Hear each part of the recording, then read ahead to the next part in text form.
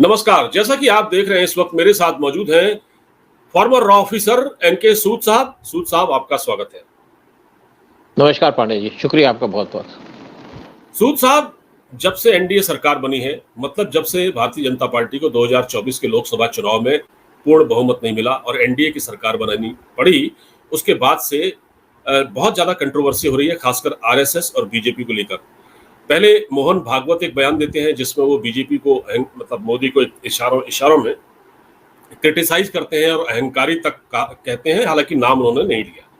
इसके बाद मैं देखता हूं कि एक इंद्रेश कुमार है। इंद्रेश कुमार है, राष्ट्रीय मुस्लिम मंच को लीड करते हैं, माइनॉरिटी सेल को लीड करते हैं, मुस्लिमों को जोड़ने का काम करते हैं। उन्होंने एक ऐसा बयान दिया कि जैसे मोहन भागवत ने कहा, वही उन्होंने कहा कि जो राम भक्त अहंकारी थे राम भक्त, उनको बीजेपी लोगों ने सबक सिखा दिया, उनको सबक सिखा दिया। और जो लोग राम में कोई आस्था ही नहीं रखते थे, उनको 234 मिली, और जो राम भक्त थे वो 240 पे सिमट गए, क्योंकि उनको अहंकार आ गया था। लेकिन उसके बाद इंद्रेश कुमार ने पलटी मारी है, यू टर्न लिया है, और उन्होंने कहा कि उन्होंने इस बयान के लिए खेद व्यक्त किया और पूरे बयान को कहा कि नहीं, मेरे कहने का मतलब ये सब नहीं था।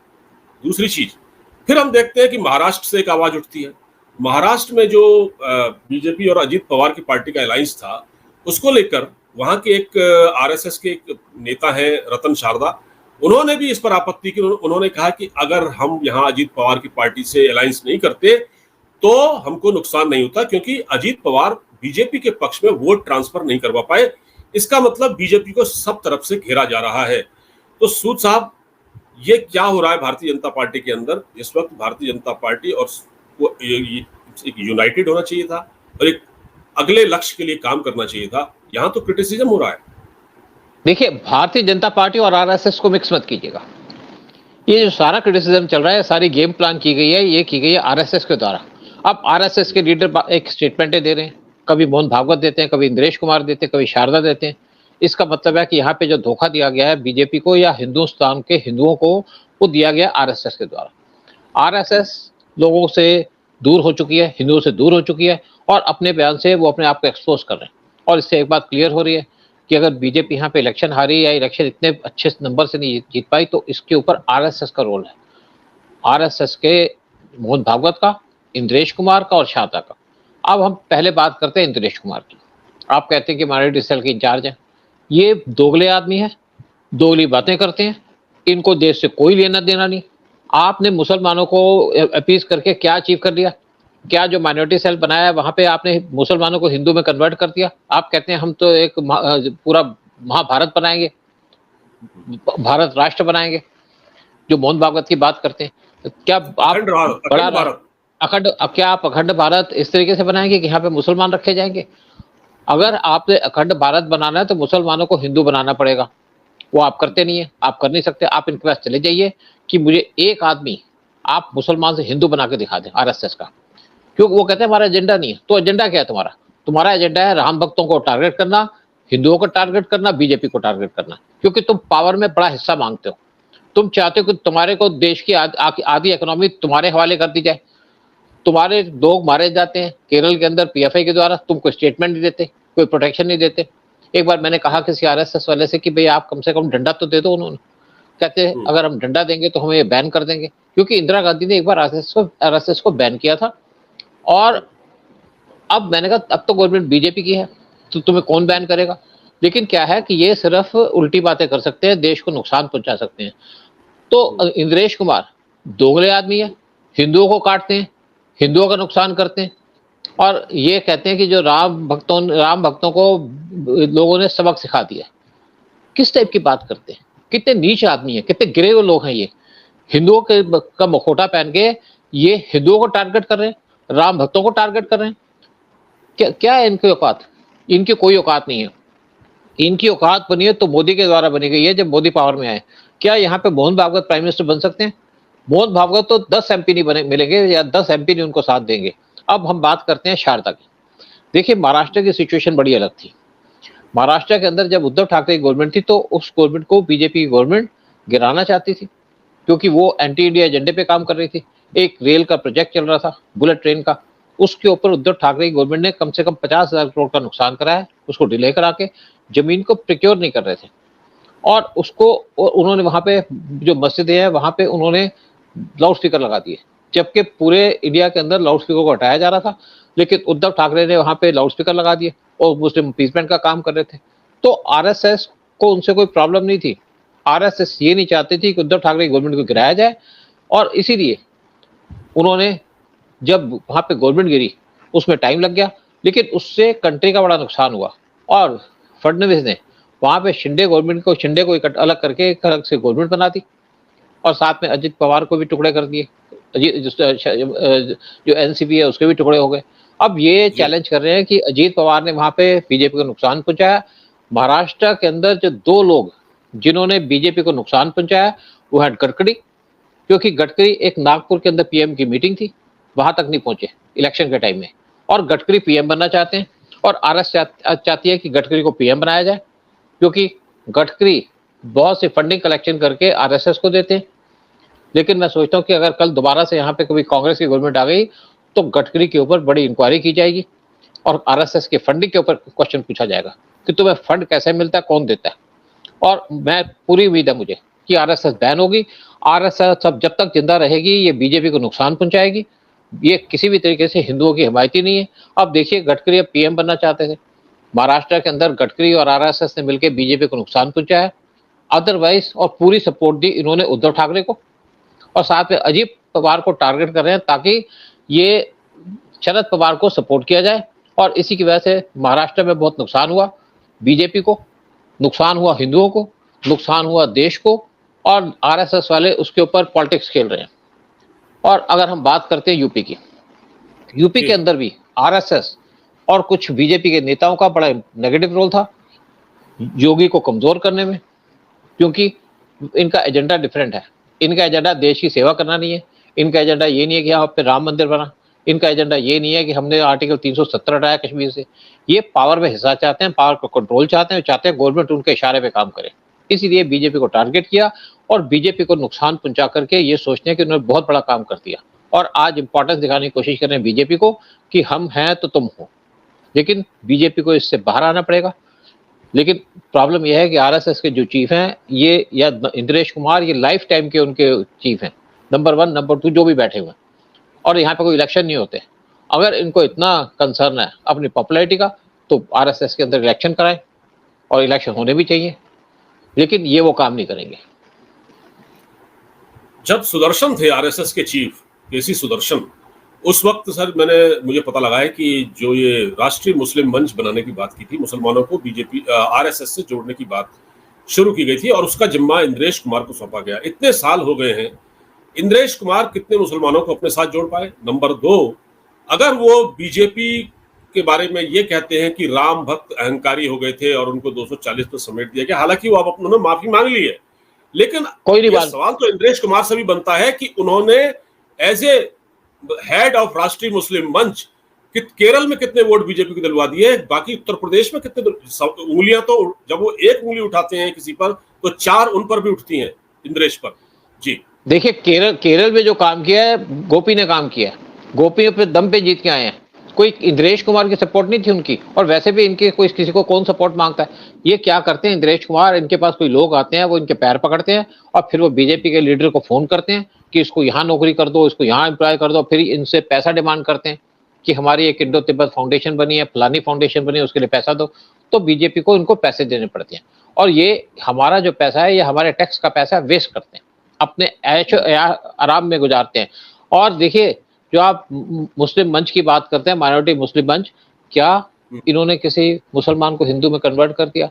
क्या इनकी कोई अचीवमेंट है? इंद्रेश कुमार बताएं इसके। और किसको टारगेट कर रहे हैं? ये हिंदुओं को टारगेट कर रहा है। ये अपने आप को हिंदू कहता है। मैं तो कहता हूं कि इनको कपड़े उतार के देखना चाहिए कि कितने हिंदू हैं ये वो हिंदू हैं जो हिंदुओं को टारगेट करते हैं, और उन हिंदुओं को टारगेट करते हैं जो राम के भक्त हैं। इन्होंने देश को नुकसान पहुंचाया है, यूपी के अंदर भी नुकसान पहुंचाया। देख लीजिए, इंद्रेश कुमार की स्टेटमेंट से सामने आ गया। अब योगी को कमजोर करना चाहते हैं लोग, जो मोदी के सपोर्टर हैं उनको। आरएसएस से सर, वो मैंने सुना कि बनारस चले गए हैं, एक बार उन्होंने भाषण दिया मोहन भागवत ने, फिर वो योगी आदित्यनाथ के घर वहां गढ़ में चले गए, लखनऊ भी गए शायद। तो वहाँ उनकी मुलाकात भी हुई है और ये सुना जा रहा है, इस तरह की खबरें आ रही हैं कि योगी को ये लोग कॉन्फिडेंस में लेना चाहते हैं और मोदी को ये हटाने की पहल शुरू हो चुकी है। इस तरह की खबरें सामने आ रही हैं। देखिए, मोदी तो हटेंगे नहीं, पहली बात, और योगी कोई एंटी नेशनल आदमी नहीं जो मोदी को धोखा दे देंगे। आरएसएस बीजेपी को तोड़ना चाहती है। आरएसएस का एजेंडा ये है कि मोदी हटे, क्योंकि मोदी वो नहीं चाहते कि मोदी पावरफुल, और मोदी को कमजोर करने में आरएसएस का कंट्रोल पूरा रोल है और मोहन भागवत का रोल है। दूसरी बात है कि योगी के पास क्यों गए, क्यों मिलना चाहते थे योगी से? ये योगी से कमजोर तो योगी को कर दिया, और ये चाहते हैं कि योगी अब इनके साथ मिल जाए और मोदी को टारगेट करे, क्योंकि ये चाहते हैं कि यहाँ पे गडकरी को पीएम बनाया जाए 1 साल बाद, 2 साल बाद। और योगी को इसलिए भी टारगेट किया जा रहा है नड्डा के द्वारा, या इवन आप हमारे होम मिनिस्टर अमित शाह के द्वारा, क्योंकि वो नहीं चाहते कि योगी और पावरफुल हो या पीएम मोदी उनको पीएम बना दे। तो इसलिए अमित शाह भी डिस्टर्ब है, तो इसलिए वो भी योगी को टारगेट कर रहे हैं। तो यूपी के अंदर जो एजेंडा था, यहाँ पे इंपॉर्टेंट सीटें हारी, 40 सीटें हारी, कोई कांग्रेस या समाजवादी पार्टी ने नहीं हराई, वो हराई बीजेपी के लोगों ने, बीजेपी के लीडर्स ने। अमित शाह मोदी के खिलाफ नहीं है, लेकिन वो योगी के खिलाफ है। वो ये नहीं चाहते कि योगी पीएम बने। और आरएसएस का एजेंडा देखो तो वो तो चाहते हैं कि उनका एक आदमी जो उनके इशारों पे नाचे, उसको पीएम बनाना चाहते हैं, गडकरी को बनाना चाहते हैं। लेकिन आरएसएस भूल जाए बात कि गडकरी कभी पीएम बनेंगे देश के अंदर। अब देखिए, जब यहाँ पे बहुत से एमपीज आ रहे थे पीएम मोदी से मिलने, जब स्वेरिंग इन सेरेमनी हो रही थी, जिनको मिनिस्टर बनाया गया, तो वो 3 आदमियों को विश कर रहे थे, पीएम को, राजनाथ सिंह को और अमित शाह को। उसके बाद किसी ने भी गडकरी को सलाम तक नहीं किया, नमस्ते नहीं की। और गडकरी को भी इतनी कर्टसी नहीं थी कि अगर कोई मिनिस्टर बनाया जा रहा है और उसको स्वेरिंग इन सेरेमनी हो रही है तो खड़े हो जाए। पीएम मोदी खड़े होते थे, अमित शाह खड़े होते थे, राजनाथ सिंह खड़े होते थे, लेकिन गडकरी खड़े नहीं हुए, क्योंकि गडकरी अहंकारी आदमी है। गडकरी देश का भला नहीं चाहते, हिंदुओं का भला नहीं चाहते। ये चाहते हैं पावर पे कंट्रोल, और ये चाहते हैं पीएम बन जाए। और मैं आपको बता दूं कि पीएम मोदी ये चाहते थे कि 2027 में गद्दी छोड़ के किसी और को बिठा दे। अब पीएम मोदी ने डिसाइड कर लिया कि अपना पूरा टेन्योर करेंगे अप टू 2029, जब तक उनको उनका अल्टरनेटिव नहीं मिलेगा या कोई ऐसा आदमी नहीं मिलेगा जो देश को अच्छे से चला पाए। और अब आरएसएस एक्सपोज हो चुकी है, देखते हैं कितनी देर शोर मचाती है। अब पीएम मोदी आप देखिए, अभी इटली गए थे अपने आप को कंसोलिडेट करने के लिए, अपनी पोजीशन को स्ट्रांग करने के लिए, और इसी तरीके से पीएम मोदी और भी काम करेंगे। तो और आरएसएस को अल्टीमेटली चुप होना पड़ेगा। इसको कैसे डील करना है मैं नहीं जानता कि पीएम मोदी डायरेक्टली इनको डील करेंगे या इनडायरेक्टली डील करेंगे, लेकिन आरएसएस एक्सपोज हो चुकी है। एक सवाल और आ रहा है सर कि जिस प्रकार से बीजेपी ने उन नेताओं को पार्टी में शामिल किया जो अपोजिशन के थे, मोस्ट उसमें कांग्रेस के भी थे, तो इन नेताओं के मतलब अंदर आने से ऐसा लगा कि कुछ शिकायतें हुई कि भाई आप आउटसाइडर्स को अपनी पार्टी में ले रहे हो। शायद आरएसएस इस चीज से भी नाराज था, बहुत ज्यादा लोगों को ले लिया इन्होंने। ऐसा लगा कि कुछ लोग तो ये कहने लगे कि बीजेपी कांग्रेस हो गई है। अब पांडे साहब मुझे एक बात बताइए, यहाँ पे बहुत से मिनिस्टर्स इस बीजेपी के अंदर, बीजेपी आरएसएस के इशारे पे काम नहीं करेगी। मोदी का अपना एजेंडा है। मोदी चाहते हैं कि यहाँ पे वो लोग पार्टी के अंदर आए जो कैपेबल हो और काम कर सकते हो, और इसीलिए देखिए बहुत से मिनिस्टर जो आरएसएस के नहीं थे वो काम कर रहे हैं और इंडिया को आगे लेके जा रहे हैं। रेलवे मिनिस्टर देख लीजिएगा। और देखिए पीएम मोदी चाहते हैं देश को आगे लेके जाना। ये क्या आरएसएस बीजेपी के, क्या बीजेपी आरएसएस चाहती है कि बीजेपी उनके इशारे पे काम करे, उनके पिट्ठू बन के रहे? मोहन भागवत यही चाहते हैं। भाई मोहन भागवत, अगर आपको इतना जरूरी है कि आप इतनी पावर चाहते हैं तो पीएम की सीट के लिए अपने दावा ठोक दो। देखते हैं कितने एमपी आपको सपोर्ट करते हैं, देखते हैं कितने लोग आपको सपोर्ट करते हैं। देश के अंदर अगर मोहन भागवत या इंद्रेश कुमार जैसे लोग इलेक्शन लड़ेंगे तो लोग आरएसएस को छोड़ करके कांग्रेस को वोट दे देंगे, बीजेपी को छोड़ के उस तरफ चले जाएंगे। लेकिन इन जैसे लोगों को जो देश से गद्दारी करने की बात करते हैं कोई वोट नहीं देगा। मैं भी वोट नहीं दूंगा कभी, अगर यहाँ पे इंद्रेश कुमार या मोहन भागवत जैसे लोग खड़े हो जाते हैं। आप कहते हो हम नॉन पॉलिटिकल है, तो नॉन पॉलिटिकल रहो। क्यों आप चाहते हो कि पीएम मोदी आपके पैरों में गिरे? क्यों आप चाहते हो कि योगी आपके पैरों में गिरे? आप पीछे से नुकसान पहुंचाते हैं इनको, अंदर से। आप देखिए, जब भी देश के अंदर गद्दार पैदा हुए तो गद्दार अंदर से निकले, बाहर से नहीं आए। और अब इनको कुछ लोग ये भी कह रहे हैं, मैं तो नहीं कह रहा ये बात, कि इन्होंने गद्दारी की है बीजेपी से, इन्होंने गद्दारी की है देश से, इन्होंने गद्दारी की है हिंदुओं से। ये आरएसएस का एजेंडा नहीं था जिस पे काम कर रहे हैं। ये पावर चाहते हैं, पावर में हिस्सा चाहते हैं, और ये चाहते हैं कि इनको पूरी फाइनेंशियल सपोर्ट दे गवर्नमेंट, और ये उस आदमी को सपोर्ट करेंगे जो इनके इशारों पे डांस करे। मोदी देखिए, मोदी का एक विजन है, मोदी एक विजन पे काम कर रहे हैं, देश के लिए काम कर रहे हैं, देश को आगे लेके जा रहे हैं। क्या आप सोचते सकते हैं कि आरएसएस का जो आपके मोहन भागवत है किसी फॉरेन के एमपी से, पीएम से मिल सकेंगे, बात कर सकेंगे? उसके लिए आदमी को अकल चाहिए।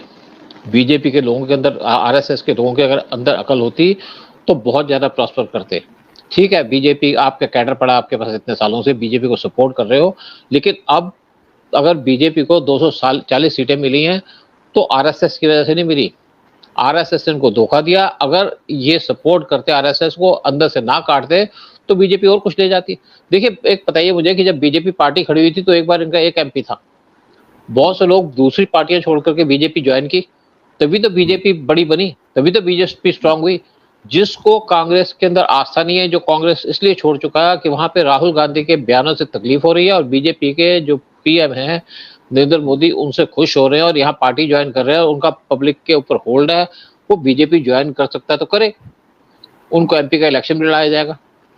क्या हम उसी पुराने लोगों के सारे बैठे रहेंगे?